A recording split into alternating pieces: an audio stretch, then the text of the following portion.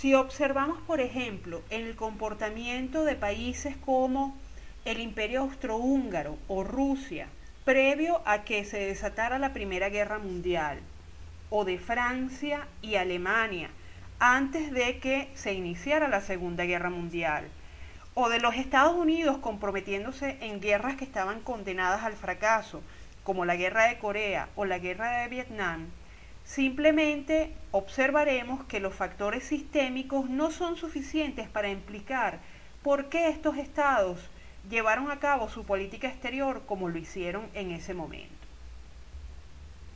Joe Hagan nos indica que ejemplos como los que hemos comentado previamente nos muestran que las explicaciones sistémicas por sí mismas no son suficientes para explicar el comportamiento de grandes poderes claves a nivel histórico en los principales conflictos que tuvieron lugar durante el siglo XX.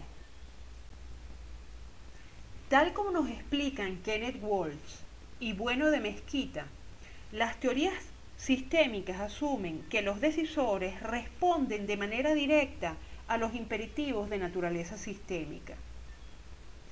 Particularmente en el caso de las crisis internacionales, la premisa de las teorías sistémicas es que los decisores identifican claramente las amenazas de guerra, reconocen la magnitud de esas amenazas y pueden acordar de manera rápida qué estrategias tienen que llevar a cabo para lidiar con tales amenazas, enfocándose exclusivamente en la seguridad nacional o en la integridad del Estado. Además, las teorías sistémicas asumen también que los decisores tienen la autoridad política necesaria para comprometer los recursos del Estado en las respuestas que tienen que dar ante dichas amenazas de naturaleza sistémica. En definitiva, las explicaciones sistémicas nos permiten entender el comportamiento de los estados siempre y cuando se cumplan tres condiciones. Primero, que exista una certidumbre absoluta en materia de información. Segundo, que sea posible maximizar un interés o una meta determinada. Y en tercer lugar, que el actor nacional se comporte como una unidad, como un actor unitario, como una totalidad homogénea. Sin embargo, cuando miramos a los grandes conflictos del siglo XX, nos encontramos con que estas tres condiciones básicas que identifican las teorías sistémicas simplemente no están presentes en todo momento. ¿Por qué las respuestas de los decisores parecen contradictorias en algunos casos con los imperativos que están presentes en el sistema internacional? Un análisis de conflictos como los que hemos mencionado previamente nos muestra que esas tres condiciones, la información totalmente cierta, la maximización de metas y la existencia de un actor unitario y racional, simplemente no son sostenibles en todo momento a nivel internacional. Y en realidad nos encontramos con que muchos de los problemas de política exterior son bastante más complejos de lo que perciben las teorías sistémicas.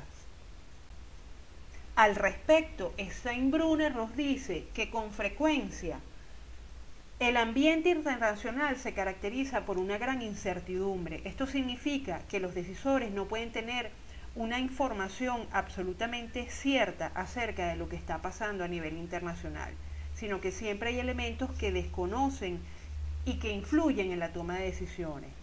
En segundo lugar, nos dice Steinbrunner que usualmente en los problemas o situaciones internacionales suelen verse involucrados varios intereses de los estados y esos intereses entran en conflicto, lo cual significa que para poder alcanzar un interés determinado o una meta determinada es necesario sacrificar o alcanzar menos de otro interés que también es importante para ese estado.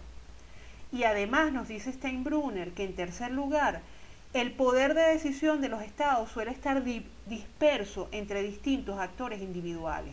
Es decir, no hay un actor unitario, monolítico u homogéneo. Entonces, contrariamente a lo que plantean las teorías sistémicas, en lugar de tener un ambiente caracterizado por la información perfecta, nos encontramos con un ambiente cargado de incertidumbre. En lugar de tener unas situaciones en las cuales una sola meta o un solo interés del Estado esté comprometido, nos encontramos con que ante los problemas internacionales, los Estados ven comprometidos varios intereses o metas simultáneamente. Y en tercer lugar, en lugar de haber una decisión unitaria a cargo de una autoridad centralizada en los Estados, nos encontramos con que existen diversos actores que tienen un poder de decisión disperso o dividido entre ellos. Son estos tres elementos, la incertidumbre, el conflicto de intereses y la dispersión del poder de decisión, los que hacen que un proceso de decisión se vea cargado de complejidad. Ante esa situación de complejidad, las teorías sistémicas se encuentran limitadas para entender o para explicar cómo se desarrolla la política exterior de los Estados. Y es allí donde el poder explicativo de las teorías de la toma de decisiones adquiere una importancia fundamental.